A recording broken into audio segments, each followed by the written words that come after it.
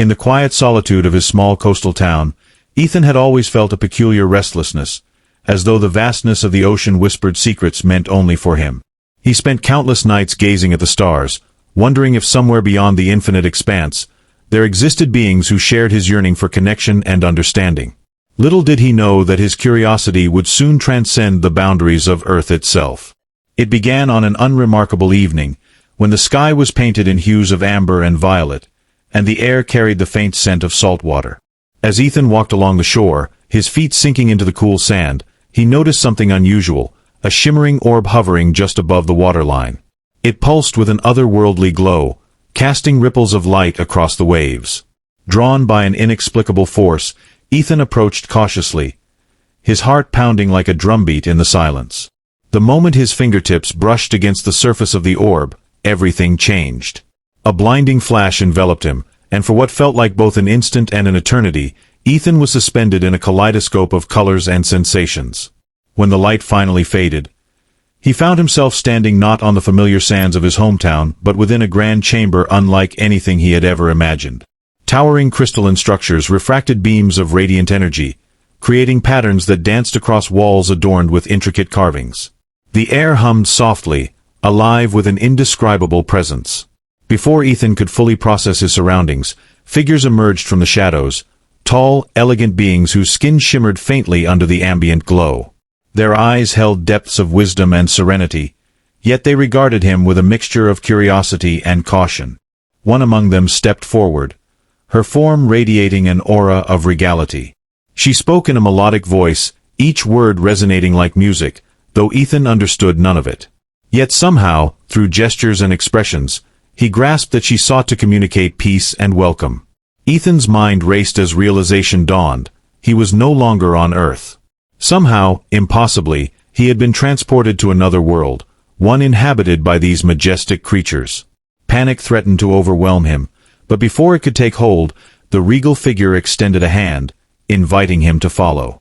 Trusting instinct over reason, Ethan accepted, allowing himself to be led deeper into this alien realm. With every step, he marveled at the surreal beauty around him. Floating gardens suspended midair, rivers of liquid light winding through crystalline valleys, and skies ablaze with twin suns casting golden hues over the landscape. As they journeyed further, Ethan learned fragments of their language, piecing together meaning through context and repetition. He discovered that this was a royal family, guardians of their planet's ancient knowledge and harmony. And though fear still lingered at the edges of his consciousness, a profound sense of wonder began to bloom within him. For the first time in his life, Ethan felt truly alive, not merely existing, but part of something far greater than himself. Little did he know, this was only the beginning of a journey that would alter the course of his destiny forever. In the days that followed, Ethan found himself immersed in a world where every interaction carried weight and significance. The royal family, particularly the matriarch who had first greeted him, took great care to introduce him to their customs and traditions. Each gesture, each ritual, seemed imbued with layers of meaning, reflecting a culture deeply rooted in reverence for nature, balance, and unity. Meals were elaborate affairs, served in grand halls where translucent fruits floated in midair, releasing fragrances so intoxicating they seemed almost magical. Music played constantly, not as mere entertainment but as a living thread woven into the fabric of their existence, its harmonies shifting subtly to mirror emotions and intentions. Yet it was the princess, Elira, who captivated Ethan most profoundly. Unlike her parents, whose regality bordered on untouchable, Elira exuded a warmth that bridged the gap between worlds. Her presence was magnetic, her laughter lighting up even the dimmest corners of the palace.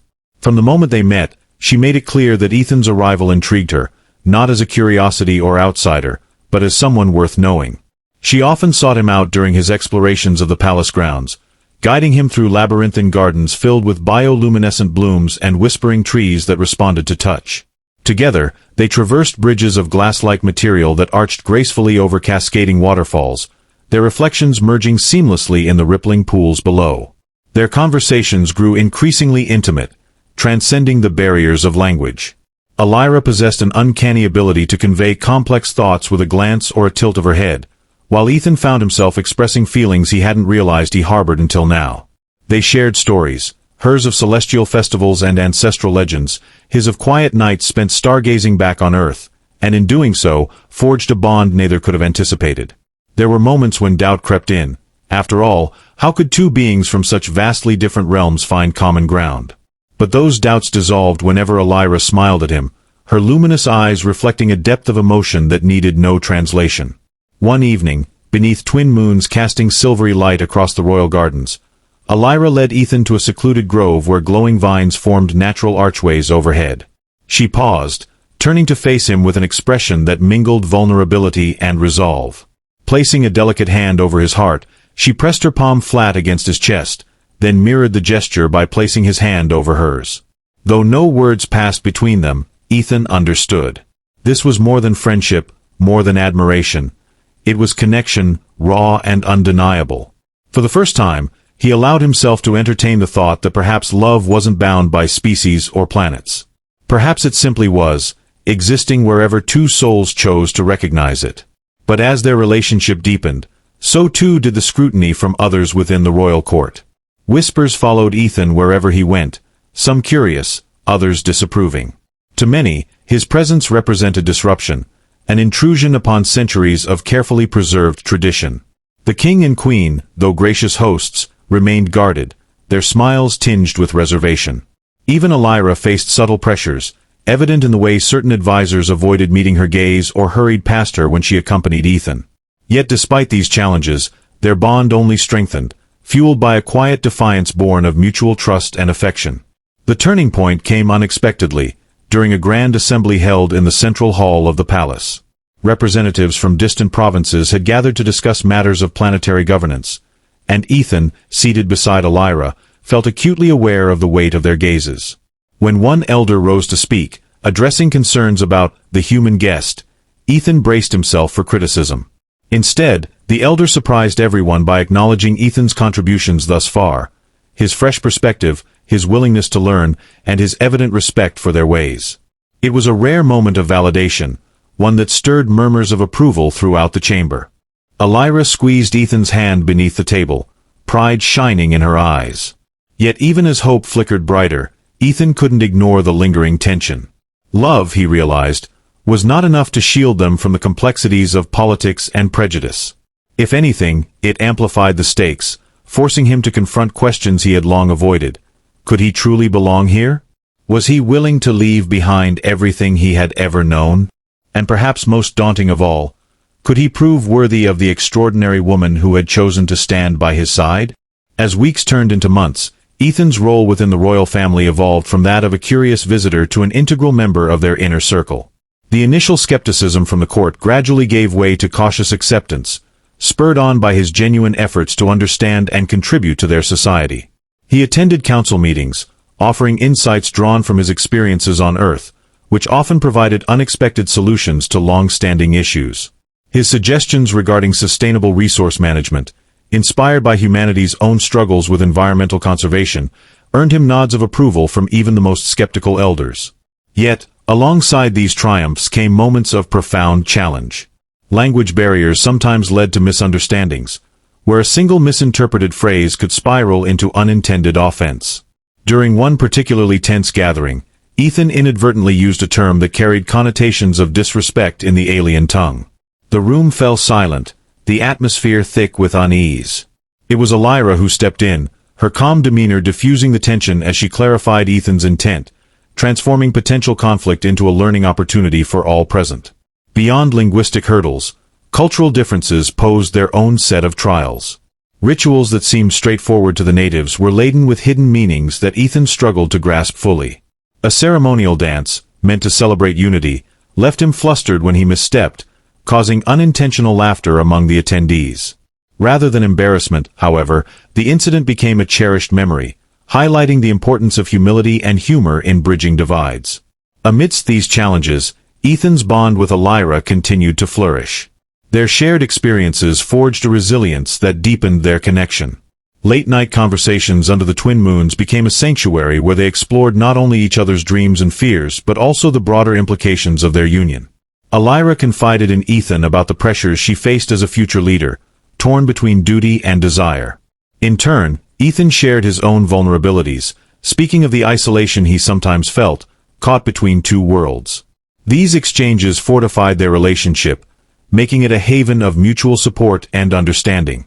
The culmination of their journey came unexpectedly during the Festival of Lights, a celebration marking the renewal of their planet's seasons. As vibrant illuminations filled the sky, casting kaleidoscopic patterns over the land, Ethan found himself at the center of a ceremony he hadn't anticipated. Surrounded by the royal family and esteemed guests, he was invited to participate in a traditional rite symbolizing commitment and alliance. With Elira by his side, they performed the ritual together, their synchronized movements reflecting a harmony that transcended their differences. The crowd erupted in applause, a testament to the growing acceptance of their union. This public acknowledgement marked a significant shift. No longer was Ethan merely a tolerated outsider. He was becoming a respected figure within the community. The path ahead remained fraught with uncertainties, but with each passing day, Ethan and Elira's partnership exemplified the potential for unity amidst diversity. Their love story was not just about overcoming obstacles but about redefining what it meant to belong, to a family, to a culture, and ultimately to each other.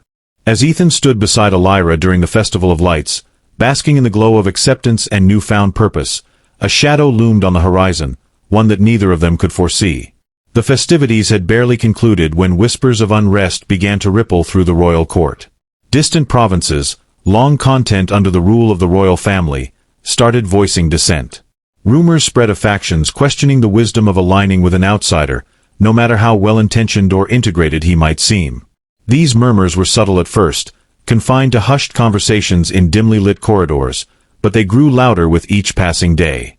Ethan sensed the change almost immediately.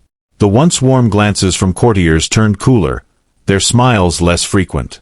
Invitations to gatherings dwindled, replaced by pointed absences that spoke volumes. Even the king and queen, who had shown signs of softening toward him, now seemed burdened by invisible weights. During council meetings, debates grew heated, with some members openly challenging the direction of the royal policies influenced by Ethan's ideas. The accusations were veiled but unmistakable. His presence was seen as a destabilizing force, a threat to the delicate equilibrium their society had maintained for generations. Elira bore the brunt of this growing tension. As the princess destined to inherit the throne, she became a focal point for both supporters and detractors of Ethan's inclusion. Advisors pressed her to reconsider her alliance, citing tradition and the need for stability. Public appearances with Ethan drew mixed reactions. Cheers from those who admired their union mingled with jeers from those who viewed it as sacrilege. At night, when the palace fell silent, Ethan would find Elira pacing her chambers, her luminous eyes clouded with worry. "They see you as a symbol," she confessed one evening, her voice trembling. "To some, you represent progress. To others, chaos." The strain began to wear on them both. Ethan, accustomed to proving himself through action, felt powerless against the tide of political machinations. Every attempt to address the dissent only seemed to fuel it further. When he proposed initiatives aimed at fostering unity, critics accused him of overstepping his bounds. When he remained silent, they interpreted it as indifference. Meanwhile, Elira struggled to balance her loyalty to her people with her devotion to Ethan. The weight of expectation pressed heavily on her shoulders, and Ethan could see the toll it took in the dark circles beneath her eyes and the rare moments when her smile faltered. One fateful morning, a messenger arrived bearing news that sent shockwaves through the palace. A coalition of provincial leaders had issued a formal declaration, demanding a halt to any further integration of human practices into their society. Worse still, they called for a referendum to determine whether Ethan's presence should be permitted to continue. The announcement plunged the royal family into crisis. Debates erupted in the council chambers, voices rising in anger and desperation. Some argued for compromise, suggesting temporary measures to appease the dissenters. Others urged defiance, insisting that yielding to such demands would undermine the very foundation of their values. For Ethan, the situation felt suffocating. He had come to love this world, its people, and especially Elira, yet he couldn't escape the gnawing question. Was his presence causing more harm than good? Doubts gnawed at him during sleepless nights, leaving him restless and uncertain. Elira tried to reassure him, reminding him of the positive changes they had already achieved together. But even she couldn't deny the gravity of the challenge before them. "We can't give up," she told him firmly, gripping his hands in hers. "If we do, it won't just be about us, It will be about what kind of future we want for our people. The days leading up to the referendum were fraught with tension. Protests erupted in the streets, some rallying in support of Ethan and Elira, others vehemently opposing their union. Media outlets broadcast impassioned speeches from both sides, amplifying the divide.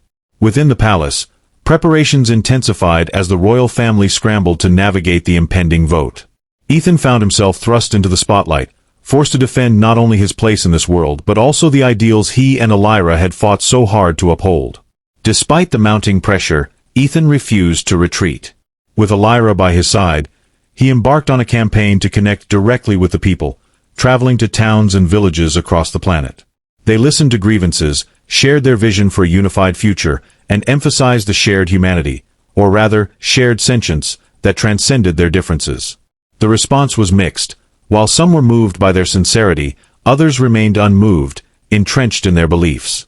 Each encounter left Ethan emotionally drained yet resolute, clinging to the hope that love and understanding could prevail. As the referendum approached, the atmosphere grew electric with anticipation.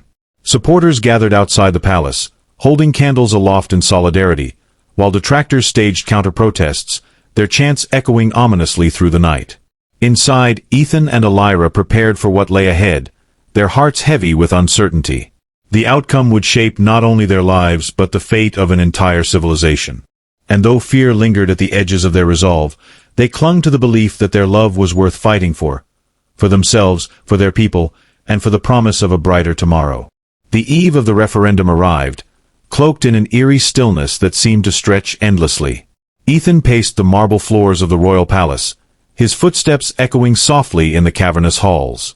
Despite the exhaustion etched into his features, sleep eluded him, chased away by the relentless churn of thoughts and emotions. Outside, the twin moons cast their silver glow over the city, illuminating crowds gathered in anticipation of the decision that would define their collective future. The air buzzed with whispered prayers, fervent hopes, and simmering anxieties, all converging into a palpable tension that pressed down like a storm cloud waiting to burst. Elira found him in the grand library, surrounded by towering shelves of crystalline books that pulsed faintly with stored knowledge. She entered quietly, her presence announced only by the soft rustle of her flowing robes. Without a word, she crossed the room and took his hand, her touch grounding him in a way nothing else could.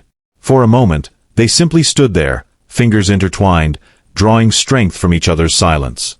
Then, with a sigh, Elira led him to a nearby bench carved from translucent stone, its surface cool beneath them. "You're afraid," she said softly, her voice breaking the stillness. It wasn't a question but an observation, spoken with such tender certainty that Ethan couldn't deny it. "Yes," he admitted, his gaze fixed on the floor. "I'm afraid of losing everything we've built, the trust, the progress, us. What if it's not enough? What if they choose fear over hope?" Elira leaned closer, her luminous eyes searching his face. "And what if they don't?" she countered gently. "What if they see what I see? What if they believe in us as much as we believe in them?" Her words sparked a flicker of resolve within him, but doubt lingered stubbornly. "It's not just about us anymore," Ethan replied, his voice heavy with the weight of responsibility. "It's about your people, your world. If this goes wrong, it'll be my fault. I never wanted to bring harm to anyone." "You didn't," Elira insisted, her tone firm yet compassionate. "You brought change, and change is always frightening. But it's also necessary. Remember why we started this, to create something better, something stronger. Not just for us, but for everyone." Ethan looked at her then, really looked at her, and saw the same fears reflected in her expression, tempered by an unwavering determination. He realized that she carried burdens far greater than his own, the expectations of an entire planet resting on her slender shoulders. Yet here she was, steadfast and unyielding, refusing to let despair take root. Her courage ignited something within him, a spark of defiance against the looming uncertainty. "What happens tomorrow?" he began hesitantly, his voice cracking slightly. "No matter what happens, I need you to know, I wouldn't trade a single moment of this. Being here with you has given me a purpose I never thought possible. You've made me whole in ways I didn't even realize I was broken." Tears welled in Elira's eyes, shimmering like starlight. "And you've done the same for me," she whispered, her voice trembling. "You've taught me to dream bigger, to fight harder, to love deeper. Whatever comes next, we'll face it together." They sat in silence after that, leaning into each other as the hours slipped away. The palace around them felt alive with anticipation, every creak of wood and hum of energy vibrating with the enormity of what lay ahead. Outside, the first rays of dawn began to creep over the horizon, painting the sky in hues of gold and rose. It was time. Together, Ethan and Elira rose and made their way to the central hall, where representatives from every corner of the planet had assembled.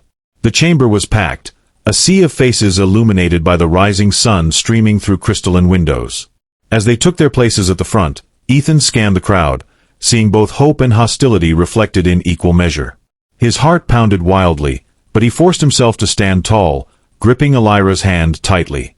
When the presiding elder stepped forward to announce the results, the room fell utterly silent.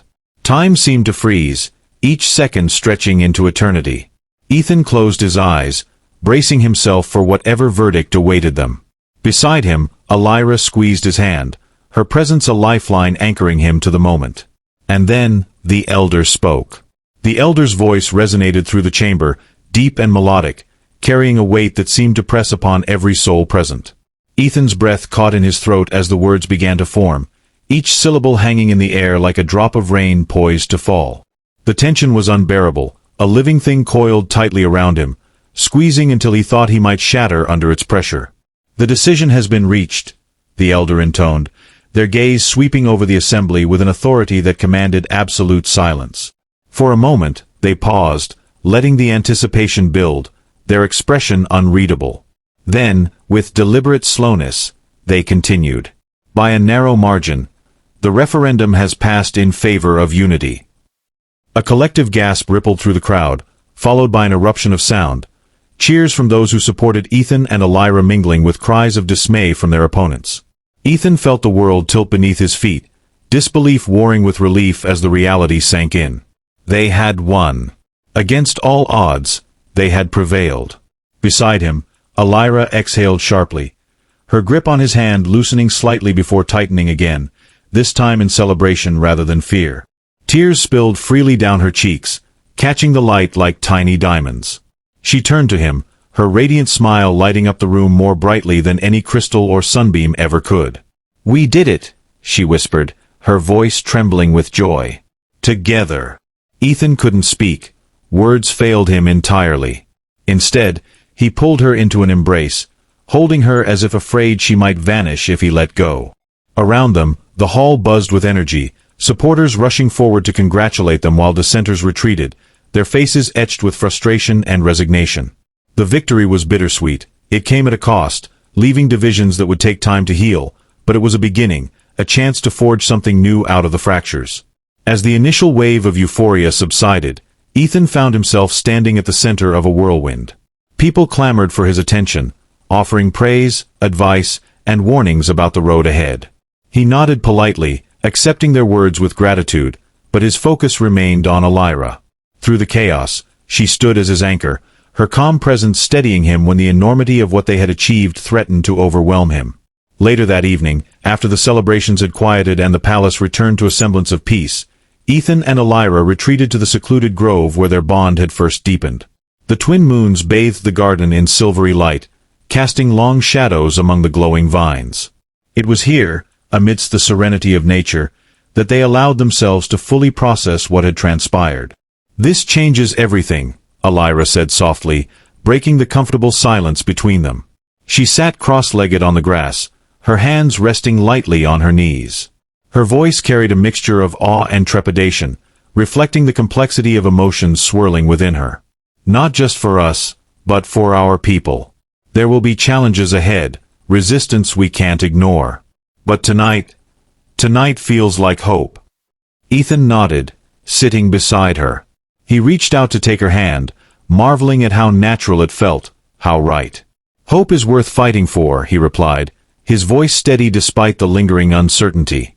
"And we've already proven that love can bridge even the widest gaps. If we can keep believing in that, I think we can face whatever comes next." Elira smiled, leaning her head against his shoulder. "You make it sound so simple." "It's not," Ethan admitted with a small laugh. "But maybe that's the point. Maybe nothing worth having is ever easy. And if we're going to build something lasting, we'll have to work for it, together." They sat there for a long while, watching the moons drift lazily across the sky, their light dancing on the surface of a nearby pond. In that moment, surrounded by beauty and possibility, Ethan felt a profound sense of clarity. This journey wasn't over. Not by a long shot. The referendum's outcome was only the first step in a much longer path toward true unity. But for now, in this quiet sanctuary, he allowed himself to savor the sweetness of victory and the promise of a future shaped by love and determination. Yet, even as hope bloomed within him, Ethan couldn't shake the nagging awareness that challenges lay ahead. The dissenters hadn't disappeared, they had merely retreated, regrouping in the shadows. Change rarely came without resistance, and the road to acceptance would be fraught with obstacles. Still, as he looked at Elira, her luminous eyes reflecting the moonlight, he knew one thing for certain. No matter what trials awaited them, they would face them side by side. Together, they were stronger than anything the universe could throw their way. Unbeknownst to Ethan and Elira, whispers of discontent had already begun to spread beyond the palace walls. In the farthest reaches of the planet, where the twin suns barely kissed the horizon and the air hummed with ancient magic, a faction of traditionalists gathered in secret. Their leader, a charismatic elder named Caliph, had long opposed the integration of human influence into their society. To him, Ethan's presence represented not progress but corruption, a threat to the purity of their culture and the sanctity of their traditions. Caliph's followers were a diverse group, united by a shared belief in the old ways. Some were scholars who feared the dilution of their knowledge, others were warriors clinging to notions of honor and lineage. Among them was Lasara, a fierce young woman whose loyalty to Caliph stemmed from personal loss. Her family had once held significant sway in the royal court, but their influence waned as the king and queen embraced modern ideals. To Lasara, Ethan symbolized everything her family had lost, and everything she believed must be reclaimed. In a hidden chamber deep within the crystalline mountains, the conspirators convened. The room glowed faintly with bioluminescent moss, casting eerie shadows on the walls. Caliph stood at the center, his tall frame draped in robes adorned with intricate patterns that shimmered like starlight. His voice, though soft, carried an undeniable authority as he addressed the gathering. "The referendum was a setback," he began, his tone measured yet laced with venom. "But it is not the end. The people are divided, their faith in the royal family shaken. We must act swiftly, before they grow complacent in their misplaced trust." Lasara stepped forward, her eyes blazing with determination. "What do you propose, Elder?" she asked, her voice ringing clear in the cavernous space. "Surely, we cannot allow this outsider to dictate the future of our world." Caliph's lips curled into a faint smile, both calculating and cruel. "Patience, my dear. Our time will come. First we sow doubt. Let the people see the cracks in the foundation of this so-called unity. Second, we exploit those cracks, turning neighbor against neighbor, province against province. And finally," he paused, letting the weight of his words settle over the group, "we strike at the heart of their weakness, the bond between the princess and the human." Murmurs of agreement rippled through the chamber, punctuated by nods and clenched fists. Caliph's plan was bold, perhaps reckless, but desperation fueled their resolve. They dispersed with renewed purpose, each member tasked with spreading dissent in their respective regions. Pamphlets bearing inflammatory rhetoric appeared overnight in marketplaces, accusing Ethan of manipulating the royal family for personal gain. Whispers of betrayal echoed in taverns and temples, painting Elira as a traitor to her own kind. Meanwhile, within the palace, subtle signs of unrest began to emerge. Servants who had once greeted Ethan warmly now avoided his gaze, their expressions guarded. Advisors grew increasingly cautious in their counsel, hinting at rumors of rebellion without naming names. Even the king and queen, buoyed by the referendum success, seemed uneasy, their smiles tinged with unease during council meetings. Elira noticed the shift immediately. She confronted her parents one evening, her voice trembling with frustration. "Something is wrong," she insisted, pacing the length of the throne room. "People are scared, angry. We can't ignore this." Her father sighed heavily, rubbing his temples as though warding off an impending headache. "We know, my daughter," he replied, his tone weary. "But what would you have us do? Arrest every dissenter? That would only fuel their cause. And doing nothing is better?" Elira shot back, her eyes flashing. "If we don't address this now, it will fester. They'll twist the truth until even our allies begin to doubt us." Her mother placed a gentle hand on her shoulder, attempting to soothe her. "We are aware of the risks, Elira. But drastic measures may do more harm than good. Trust that we are monitoring the situation closely." Elira wanted to argue further, but the look in her mother's eyes stopped her. There was fear there, a quiet, unspoken dread that mirrored her own.